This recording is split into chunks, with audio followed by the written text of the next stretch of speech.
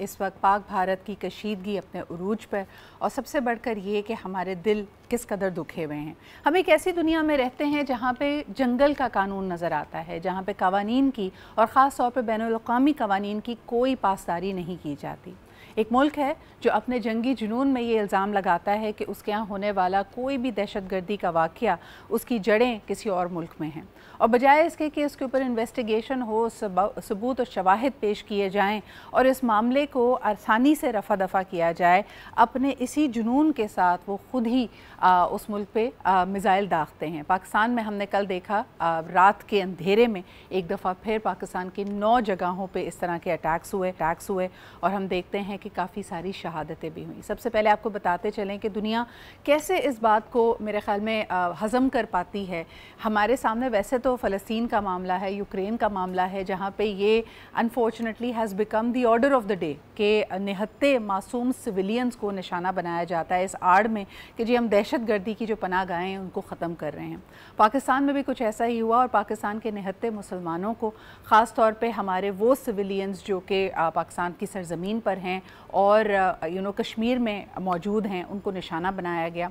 बहावलपुर के करीब भी हम देखते हैं कि इस तरह के वाक़यात हुए, मुरीद के कोटली, और वहाँ पे मुतअद्दिद लोगों की हलाकतें हुई। कल इनको सुपुर्द खाक किया गया दुआओं के साथ और इस अज़्म के साथ कि पाकिस्तान यकीनन इस मिस एडवेंचर का, इसकी retaliation, we are still we consider this as an act of war and we will retaliate at a time and a place of our choosing.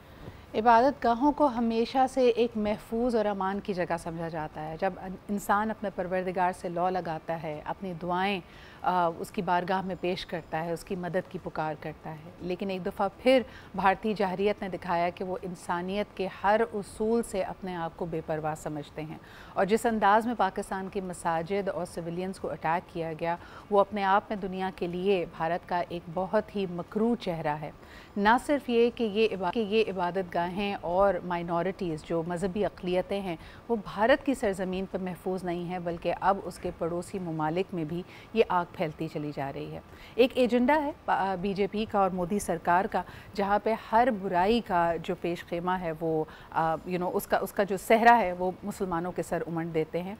ये उनका कहना कि ये मसाजिद और ये civilian spaces actually terrorist camp थी और उन्होंने कोई सिविलियन की जो हलाकत का वो बायस नहीं बने और बड़ी ये प्रिसिशन के साथ ये अटैक्स हुए हैं, इसका पोल खुलता है। आज पूरी दुनिया से ऑब्ज़र्वर्स, और पाकिस्तान ने इसकी पेशकश दी है कि ऑब्ज़र्वर्स और इसका मुशाहिदा करने के लिए लोग यहाँ पे पहुँच रहे हैं ताकि एक दफ़ा फिर इस बात का कला कमा किया जा सके ये जो नेगेटिव प्रोपेगेंडा भारत पाकिस्तान के हवाले से करता है, दीज वर सिविलियन प्लेसेस और ख़ास तौर पे पाकिस्तानी मसाजिद जिसके ऊपर ये हमलावर हुए। पाकिस्तान ने कल नेशनल सलामती काउंसिल की जो हमारी मीटिंग है उसके अंदर ये फ़ैसला किया है कि of course they are going to retaliate. आपको बताते चलें कि पाक फ़ौज की भारत के ख़िलाफ़ मुकम्मल जवाबी कार्रवाई की तैयारी है और इजलास ने यह वाज़े कर दिया है कि मुल्की मुख्तारी पर कोई समझौता नहीं किया जाएगा। कल हमने देखा कि कई मीटिंग्स को कैंसिल करके जो आला क़यादत है, जिसमें वज़ीर आज़म साहब और प्रेसिडेंट साहब पहुँचे इस नमाज जनाजा में शिरकत के लिए, जहाँ पे हम देखते हैं कि 7 साल के इर्तिज़ा अब्बास सूरी ने भी कौम को अपनी शहादत का नजराना पेश किया है और यकीनन ये शहादतें, ये खून, ये रायगा नहीं जाएगा। सवाल ये पैदा होता है कि इस वक्त जो सूरत हाल है उसकी कशीदगी में क्या कमी आएगी। दुनिया भर की जो इस वक्त सुपर पावर्स हैं, जिसमें चाहे तुर्की हो चाहे अमेरिका हो, उसने इस एक्ट को, इस अटैक को शर्मिंदगी का बायस का है, they've called it a shame। लेकिन फिर एक लकूना हमें ये भी नज़र आता है कि क्या ये पाकिस्तान के साथ इजहार यकजहती करते हैं। ये पाकिस्तान की इस बात को तो ज़रूर मानते हैं कि इसके ऊपर इन्वेस्टिगेशन होनी चाहिए। पहलगाम वाक़ई ने अपने आप को कहा है कि we are ready for all kinds of investigations, लेकिन some people are also calling it a very apologetic stance. तो आइए इसको ज़रा समझने की कोशिश करते हैं। हमारे साथ मौजूद हैं दिफाई तज्ज़ियाकार जनाब ब्रिगेडियर रिटायर्ड अहमद सईद मिन्हाज साहब। बहुत बहुत शुक्रिया अहमद साहब हमारे साथ मौजूद होने के लिए। इस वक्त हमें नज़र आ रहा है कि पाकिस्तान ने अपनी एयर स्पेस खोली है, लेकिन भारत के 21 एयरपोर्ट्स इस वक्त बंद हैं और तमाम जो बड़े शहर हैं वो हाई अलर्ट पर हैं। क्या एक्सपेक्ट किया जा सकता है, ख़ास तौर पे पाकिस्तान का ये वाज़ेह पैगाम? पुलवामा अटैक के बाद हमारे पास एक ऑपरेशन स्विफ्ट रिटोर्ट की मिसाल ऑलरेडी मौजूद है।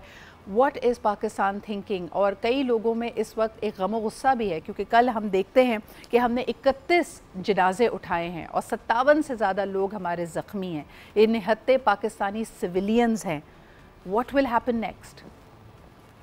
जी, बिस्मिल्लाहिर्रहमानिर्रहीम। देखिए, इसमें कोई दो राय नहीं है कि इंडिया का सही मानों में दहशतगर्दाना उसकी जो असलियत है, फेस है, वो दुनिया के सामने आई है। जी दहशतगर्दों ने, जो कि अब स्टिल नामालूम है और वो खुद साख्ता है, ये हकीकत क्या है, ये सब फेक जो उन्होंने पहलगाम वाला नैरेटिव बनाया था, उसमें 26 लोग वहाँ पे मारे गए थे, जो कि मासूम सयाह थी सो कॉल्ड, और वहाँ पर उनकी उसकी हमने मजम्मत भी की थी। लेकिन उन दहशतगर्दों में और इंडिया एज ए स्टेट में क्या फर्क रह गया कि यहाँ पर 31 लोगों की शहादतें पाकिस्तान में हुई हैं, जो कि सिविलियंस हैं, इसमें औरतें और बच्चे हैं। अब तो लिस्टें अस्पतालों के अंदर भी मौजूद हैं। वो और उनके जो स्ट्रेटेजिक जो एनालिस्ट हैं वहाँ पे उनके मीडिया चैनल में बैठे हुए, और वो उसको दिखा भी रहे हैं कि लिस्टें हैं, बजाय उस पर शर्मिंदा होने के उस पे वो कह रहे हैं कि हमने बड़ा बदला लिया और ये दहशतगर्द थे। तो लिहाजा एक अजीब सा नैरेटिव लेके वो जो है वो इंडिया अपनी पब्लिक के सामने जा रही है। लेकिन मेरे ख्याल में उसकी domestic audience, specially leftist Hindu, Sikh, मुसलमान, ईसाई और दीगर जो अकलियतें हैं, वो कोई भी उसके नैरेटिव को बाय नहीं कर रही है ना। अभी जो आपने कहा कि उसके तकरीबन 16 से ज्यादा एयरफील्ड क्लोज हैं और वहां पे वो लोग उन्होंने एक किस्म की इमरजेंसी क्रिएट कर रखी है।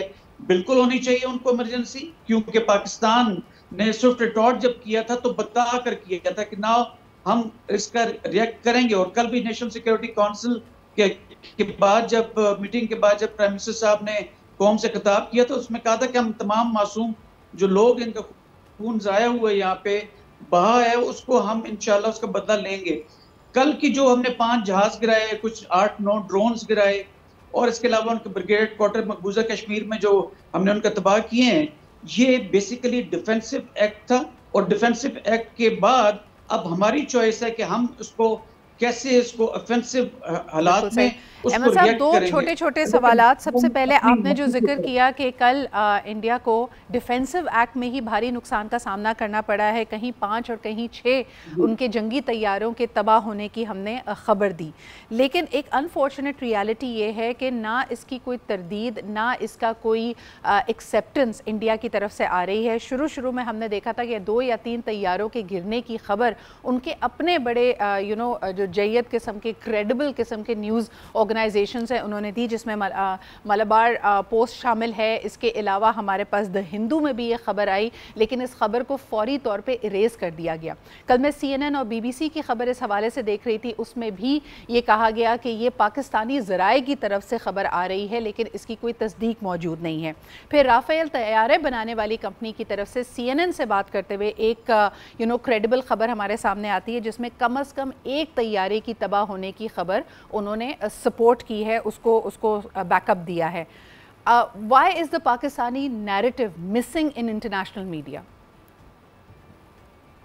देखिए, इंटरनेशनल मीडिया में आप लोग जिस तरह की कवरेज कर रहे हैं, आप भरपूर कवरेज कर रहे हैं इस इरा ऑफ इंफॉर्मेशन वॉरफेयर, या for that matter disinformation warfare.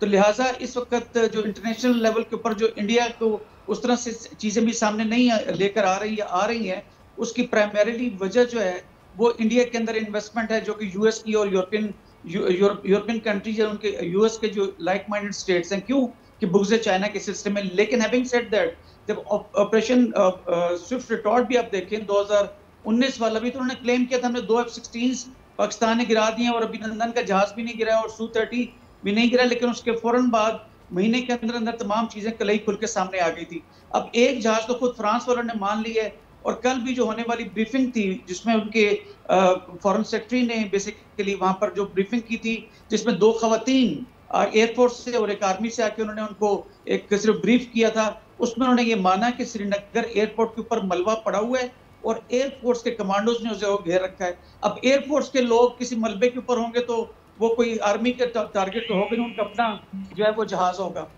तो अहमद साहब, एक मैं नैरेटिव की वॉर पे आपका थोड़ा सा तज्जिया चाहूँगी। मैं देख रही हूँ कि you have appeared on a variety of news channels, हम बात भी इस बारे में कर रहे हैं। मुझे लगता है कि ज़बान को और अल्फाज को और वोकैबुलरी को वेपनाइज़ किया जा रहा है। आप किस तरह देखते हैं भारतीय फ़ौज की इस हिकमत अमली को कि इसके ऊपर ब्रीफिंग देने के लिए वंस दिस ऑपरेशन, उनका सो कॉल्ड ऑपरेशन सिंदूर जब मुकम्मल होता है तो उसको एक स्पिन दिया जाता है कि ये हमने बदला लिया है उन ख़वातीन का जिन्होंने अपने सुहाग खोए थे पहलगाम वाक़े में। वो 26 अफराद जिनकी हलाकतें हुई, हमने उनका बदला ले लिया, नंबर 1। और ये ऑपरेशन उन्होंने नाम किया उन तमाम बेवाओं के जिनके सुहाग उजड़ गए, and therefore it was called operation Sindoor. इसके साथ साथ उन्होंने ये भी कहा कि 2 female army officers who are very decorated officers of theirs, उनको उन्होंने ब्रीफिंग के लिए वहाँ पे रखा, यानी they are using the feminine power to come forward. इस हिकमत अमली को आप कैसे देखते हैं? देखिए, इंडिया के जो मीडिया चैनल्स हैं या उनका डायस्पोरा है, या जैसे यूरोप के अंदर उनके फेक जो चैनल्स थे, वो उस लिहाज से पाकिस्तान के नंबर से ज्यादा है। तो लिहाजा आप इंटरनेशनल भी जब फ्लाइट्स ले रहे होते हैं तो आपने देखा होगा कि 40 चैनल जो है वो अगर कोई एयरलाइन अगर प्रोवाइड कर रही है ड्यूरिंग फ्लाइट, तो उसमें 30 इंडियन चैनल्स होते हैं। तो लिहाजा इसमें कोई दो राय नहीं कि उनका मीडिया जो है हमसे ज्यादा स्ट्रॉन्ग है, लेकिन एट द सेम टाइम जो क्वालिटी ऑफ न्यूज है, जो kind of war without proofs बात कर रहे हैं और चीख चिल्ला रहे हैं, उनकी एक्सेप्टेंस इंटरनेशनल लेवल के ऊपर उस तरह से नहीं हुई है कि जैसे आपका आज चैनल है, दीगर हमारे जो मेन स्ट्रीम चैनल्स हैं, हमारी बात को वेटेज दी जा रही है। लेकिन एट द सेम टाइम मैं कहूँगा कि चूंकि हमारे यहाँ कुछ इस तरह की डिवाइड्स हैं कि जिसमें सोशल मीडिया के लोग जो हैं वो, मैं उनको मुतालिक बात नहीं करना चाहता, वो इसको क्रिस क्रॉस करते हुए नजर आते हैं। तो लिहाजा इसका जो डोमेस्टिक ऑडियंस भी हमारी है, वो जो नैरेटिव एंटी पाकिस्तान नैरेटिव लेकर सोशल मीडिया वाले चलते हैं, उनको भी वो काउंटर कर रहे हैं। तो लिहाजा it's all game of media management, जिसमें इंडिया के नंबर ऑफ चैनल ज्यादा होने की वजह से वो ज्यादा विजिबल होते हैं, 1। लेकिन एट द सेम टाइम मैंने कहा कि आपके मेन स्ट्रीम चैनल्स बहुत अच्छी रिपोर्टिंग करें। अभी भी मैं और आप बात कर रहे हैं तो हम कुछ चीख चिल्ला नहीं रहे हैं, हम उसको एक ऑथेंटिक प्रूवन एक चीज है उसको क्लेम कर रहे हैं, और हम still we want to have restraint. लेकिन जैसे कि प्राइम मिनिस्टर साहब ने कल कहा कि उनके ऑफेंसिव के जवाब में हमारा ऑफेंसिव जाएगा, क्योंकि कोई भी सोल्जर जो यूनिफॉर्म में होता है उसको बगैर ऑफेंसिव के वो सोल्जर नहीं है।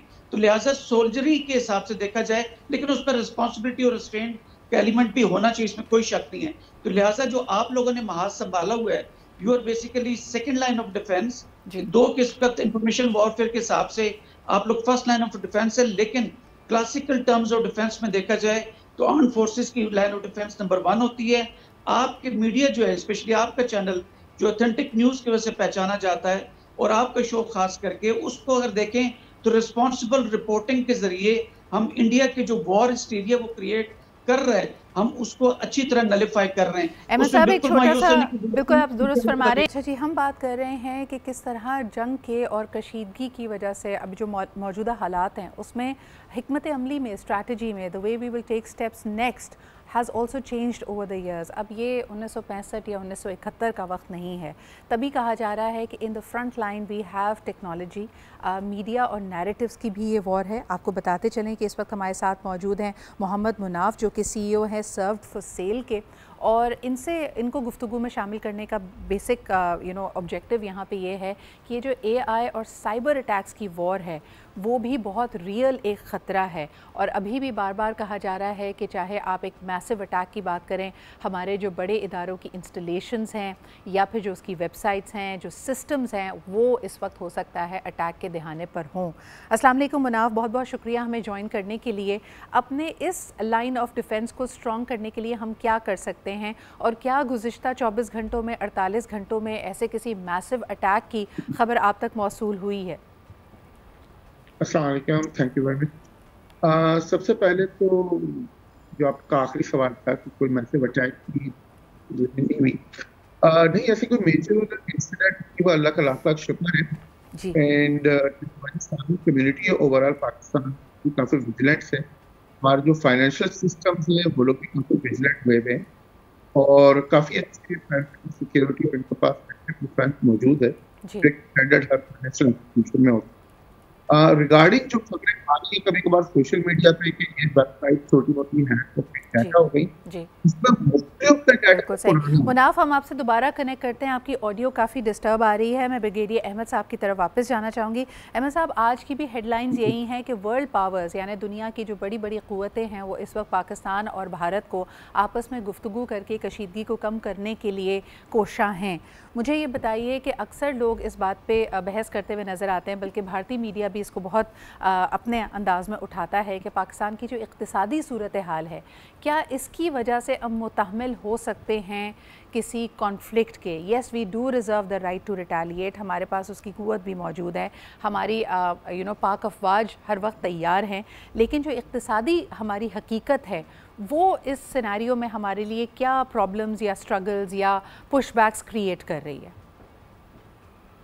देखिए, बिल्कुल, सबसे पहले मैं जो लास्ट सवाल आपका कि इक़्तिसादी लिहाज से क्या हम इस जंग को अफोर्ड कर सकते हैं, कोई भी मुल्क चाहे वो एडवांस कंट्री क्यों ना हो।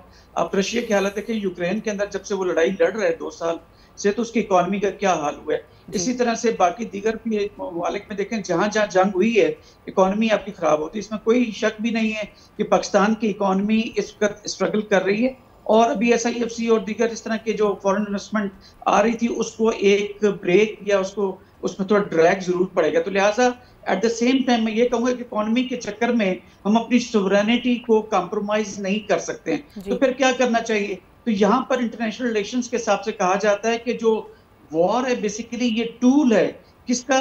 To meet the political ends. अब पॉलिटिकल एंड्स क्या है पाकिस्तान के? कि आप कश्मीर के मुद्दे को हल करें और इसको जो इंडिया इसको लगाम दी जाए। इसी तरह जो है वो इस वक्त अगर दुनिया इस पर प्रेशर डालती है इंडिया के ऊपर कि आप नेगोशिएटिंग टेबल के ऊपर बैठें और अपना जो है चीज़ों को ठीक करें और कश्मीरियों को उनका हक राय दही दें और पाकिस्तान के साथ अच्छे हालात रखें, तो इसमें ये नहीं कि हमने उनके कोई 31 बंदे मारने हैं। ये मकसद बंदे मारने का नहीं, फिर हमें और इंडियंस में क्या फर्क रह जाएगा। लेकिन हमने कल भी मिलिट्री टारगेट्स को एंगेज किया था। अब लोग प्रेशर डोमेस्टिक लेवल पे जरूर डाल रहे हैं, स्पेशली वो जो बाहर बैठे हुए हैं, वो ये कह रहे हैं कि एटलीस्ट जाके उनके मेन शहरों पे अटैक करें। शहरों पे अटैक करने एक मिसाइल का बटन दबाने में कितनी देर लगती है? बट देन रैशनैलिटी और रेस्पॉन्सिबिलिटी इस एलिमेंट को हाथ से नहीं जाने देना चाहिए, क्योंकि पाकिस्तान एक अहमद साहब मुझे बताएं, जब पाकिस्तान की वॉर रूम की या सिचुएशन रूम की बात की जाती है, मैं चाहूँगी कि आप थोड़ा सा वहाँ का पर्सपेक्टिव या वहाँ की थिंकिंग हमें बताएं। पहली दफ़ा हमें नज़र आया कि इस स्क्रिमिश से पहले पाकिस्तान ने वाज़े तौर पे कहा कि now we are not going for a defence system, we will go for an offence defence system, because Pakistan की सॉवरेंटी और सर्वाइवल की जंग है। आज ये कहा जा रहा है कि वर्ल्ड पावर्स के प्रेशर्स के बावजूद और अगर अपनी इक़्तिसादी हकीकत को देखते हुए पाकिस्तान मुज़ाकरात की टेबल पे आता भी है, रिस्ट्रेन का मुज़ाहरा करता भी है, हमारी आबादी और हमारी सिचुएशन को देखते हुए हमें आज नहीं तो कल अपने पानी के लिए ये जंग लड़नी पड़ेगी। तो मैं जानना चाहती हूँ कि क्या हमारी कोई इंटरनल इंट्रोस्पेक्शन हुई है? इस Pakistan and Pakistan leadership taking it as a wake up call कि देखें 2022 में हम ऑलरेडी कह रहे हैं कि हम क्लाइमेट के हवाले से one of the most vulnerable country हैं। हम पाकिस्तान में सुपर फ्लड्स देखते हैं। आज हम बात कर रहे हैं कि पाकिस्तान का पानी रोका जा रहा है and we can not afford that. तो क्या कोई इंट्रोस्पेक्शन मौजूद है कि हंगामी बुनियादों पे, वॉर फुटिंग की बुनियादों पे हमें अपने वाटर रिजर्वॉयर्स, अपने इंफ्रास्ट्रक्चर को अपग्रेड करना है? देखिए, अपग्रेडेशन जहाँ तक तरबेला और मंगला की है वो तो हम उसको डिसिल्टिंग करते रहते हैं, उसकी कैपेसिटी को बढ़ाते रहते हैं। लेकिन यहीं पे आपको मैं बता दूं, अमेरिका वॉर रूम के अंदर या मिलिट्री ऑपरेशन डायरेक्टरेट के अंदर क्या हो रहेगा, though I am not privy to this at this particular moment, क्योंकि मैं उनमें हूं, लेकिन मैं एज एनालिस्ट आपको ये कह सकता हूं कि तमाम कॉन्टिजेंसी और तमाम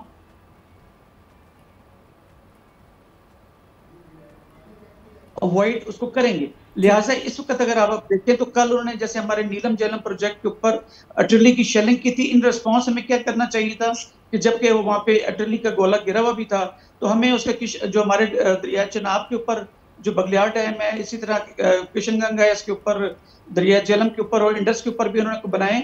लेकिन ये डैम्स नहीं है, ये रन ऑफ द रिवर है, जाके पानी रोक के उसमें से पानी गुजारते हैं ताकि जो है वो बिजली बना सके। तो लिहाजा IWT के तहत ये कवर होते हैं। पाकिस्तान कल रिटेलिएट करते हुए इन डैम्स को तबाह कर सकता था, लेकिन आप जेनेवा कन्वेंशन के आर्टिकल 56 और 54 को देखें जो रिस्ट्रिक्ट करता है कि आप सिविलियन आबादी को और जो है दूसरे जो मिलिट्री जो न्यूक्लियर इंस्टॉलेशंस है, आपकी बात बजा है और बहुत अच्छी बात यह है कि पाकिस्तान इस रिस्ट्रेन का, इस मैच्योरिटी का मुजाहरा कर रहा है, लेकिन फिर पाकिस्तानी अवाम का जो मोराल है, देखिए बार बार वही बात की जा रही है कि कल हमने 31 जनाजे उठाए हैं उन मासूम शहरियों का, यानी एक छोटा सा 7 साल का बच्चा इर्तिज़ा, उसको हम ये अपनी कन्वेंशंस बताएं। यानी इंडिया और बाकी ममालिक जो जंगी जुनून में मुब्तला होते हैं वो तो किसी कन्वेंशन की इस वक्त पासदारी नहीं कर रहे, तो एज अ सॉवरन कंट्री हमारा रिटेलिएट करना बनता है। और मैं किसी जंगी जुनून में मुब्तला होकर ये बात नहीं कह रही कि we should act out it, but this is the general sentiment of the Pakistani people. Absolutely, मैं उसको डिनाई नहीं कर रहा हूँ, लेकिन मैंने आपको शुरू में ये बात कही कि पाकिस्तान और इंडिया में क्या फ़र्क रह जाएगा अगर सिविलियंस के जनाजे वो उठाते हैं। तो लिहाजा कल जो ब्रिगेड हेडक्वार्टर और मुख्तलिफ चेक पोस्टें हमने तबाह की हैं, तो आपका क्या ख्याल है वहाँ पे कोई ब्लॉक्स सिर्फ गिरे हैं या सिर्फ उसकी छत गिरी होगी बंकर की, उसके नीचे जो हमारे दुश्मन हैं फौजी उन्होंने लाशें भी उठाई हैं।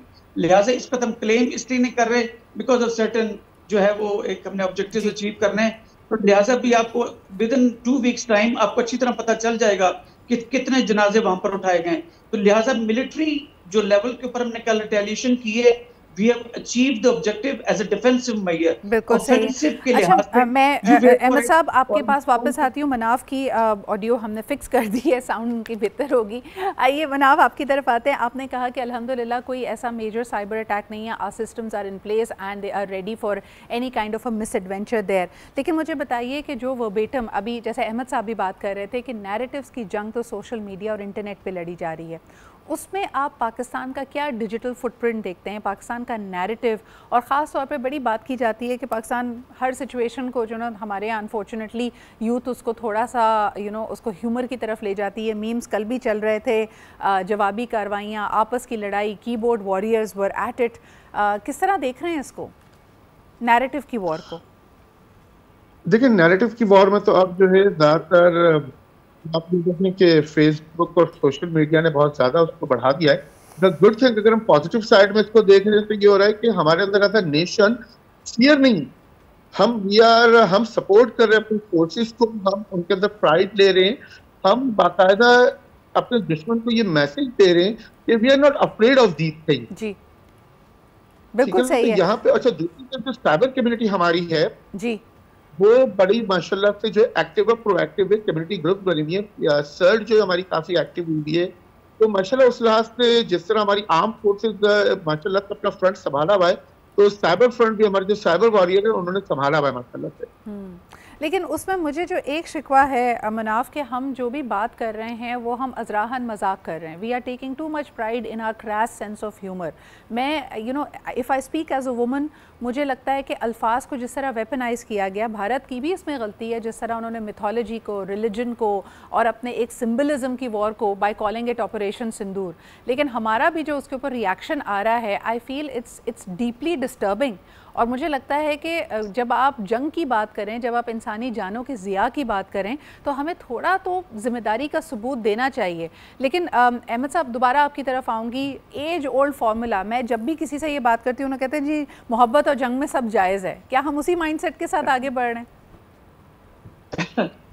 मोहब्बत और जंग पे सब चीज़ें जायज़ है, इसमें कोई शक नहीं है। देखें, फिर भी at the same time escalation ladder जो है ना, वो उसके ऊपर स्पाइरल अप होना या उसको स्पिन ऑफ करना, अपने हाथ में रखना बेसिकली मेन फन है। उस फन के ऊपर जो है पाकिस्तान की जो मिलिट्री लीडरशिप है, नेवी, एयरफोर्स और आर्मी और चेयरमैन जॉइंट चीफ के नीचे, वो हमारे हाथ के अंदर है। आपने अभी अमेरिकी खबर में सुना भी होगा, एजेंसी के थ्रू के 21 एयरपोर्ट को बंद किया। हमने शुरू में बात भी की थी कि 21 एयरपोर्ट्स का बंद होना, एयर स्पेस का बंद होना, स्पेशली जो नॉट ओनली इंडियन एयर की जो एफिलिएटेड एयरलाइंस हैं वो, बल्कि जो दीगर इंटरनेशनल एयरलाइंस भी हैं, वो ढेर सारा प्रेशर इंडिया के ऊपर डाल रही। बेसिकली ग्लोबलाइज्ड वर्ल्ड है, कॉम्प्लेक्स इंटरडिपेंडेंस है, और ये ग्लोबल विलेज आप सब जानते हैं। सर, मेरे ख्याल में मल्टी प्रॉन्ग मैसेजिंग कर रहे हैं। एक तो आपने देखा होगा कि गुज़िश्ता कई बरसों से खालिस्तानी मूवमेंट और पाकिस्तान का उसमें हाथ देने को भी भारतीय मीडिया और भारत बहुत फ़रोग देता रहा है। और इसी सूरत हाल में हमने देखा कि भारत के और कनाडा के भी ताल्लुकात आपस में ख़राब हुए। मैं ये देख रही हूँ कि जितनी वहाँ से वॉर इंटेलिजेंसिया है या फिर मिलिट्री फॉर्मर लीडरशिप है जो आकर इस वक्त तज्जिया दे रही है, they have made it a point, they have put women in the forefront, they have put Sikh officers in the forefront, and they are trying to show कि जी हम एक हैं और हमारा एक ही नंबर 1 एनिमी है, वो है पाकिस्तान। इस मैसेजिंग को आप कैसे देख रहे हैं? This probably will be my last question to you. देखिए बिल्कुल इसमें जैसे मैंने कहा कि 2 खवातीन, मैंने क्या कहा 2 खवातीन, आप कह रहे हैं सिख और हिंदू को लाके मुसलमान मुसलमान अफसर थी उनकी, तो लिहाजा वो एक किस्म का साइकोलॉजिकल वॉरफेयर कर रहे हैं, इसमें कोई शक नहीं है। लेकिन क्या वो चीज़ बिक रही है? जैसे मैंने कहा 2 खवातीन और आप कह रही हैं सिख और मुसलमान को लेके सामने खड़ा किया कि हम सब एक हैं, वो भी कोशिश कर रहे हैं, हम भी कोशिश कर रहे हैं, कभी वो ऊपर कभी हम नीचे। लेकिन जो आप कंसर्न अपना शो कर रही हैं कि क्या वो हमसे ज्यादा अच्छा साइकोलॉजिकल वॉरफेयर कर रहे हैं, तो ये आप जाके उनकी जो जनबख्शी है और मेजर गौरव जो है, जिसको मैं गोबर आरफ कहता हूँ, मैं जिस तरह की कल बातचीत कर रहा था, अब वो उसके चीखना चिल्लाने से आप अच्छी तरह अंदाजा लगा सकते हैं। और उनके चैनल्स को देखें तो वो भी टेम डाउन, इन चीखने चिल्लाने से आप अंदाजा लगाइए कि वो कहाँ पे पेन उनको हो रहा है। तो जैसे कि तमाम चीजों को हम भी देख रहे हैं, वो भी देख रहे हैं, कभी वो ऊपर कभी हम नीचे। लेकिन इस वक्त पाकिस्तान की मॉरल ग्राउंड्स के ऊपर और ऑन ग्राउंड जो हमारी आर्म फोर्सेस की परफॉर्मेंस है, हम उसको फख्र से क्लेम कर सकते हैं। अभी हमारा ऑफेंसिव जाना है, इंशाल्लाह आपको मजीद मौके देंगे सेलिब्रेशन करने। बहुत बहुत शुक्रिया अहमद साहब हमारे साथ मौजूद होने के लिए। और मेरे ख्याल में पाकिस्तान में कोई भी एक इंसान ऐसा नहीं था जिसने पहलगाम वाक़े के बाद कोई खुशी मनाई हो। निहत्ते मासूम सिविलियंस का खून अगर कहीं पे भी गिरता है और नाहक हलाकतें होती हैं, उसका कोई हामी नहीं हो सकता, ये इंसानियत का उसूल है। लेकिन इट इज़ वेरी डिस्टर्बिंग कि आप ये जानते हुए भी कि सिविलियंस, मासूम बच्चे और ख़वातीन की हलाकतें पाकिस्तान में हुई हैं, आप उस पर जश्न मना रहे हैं। ये एक मकरू चेहरा है, ये इवेंचुअली एक ऐसी आग है जो आपके अपने घर में भी लग सकती है। तो भारत को होश के नाखून लेने चाहिए।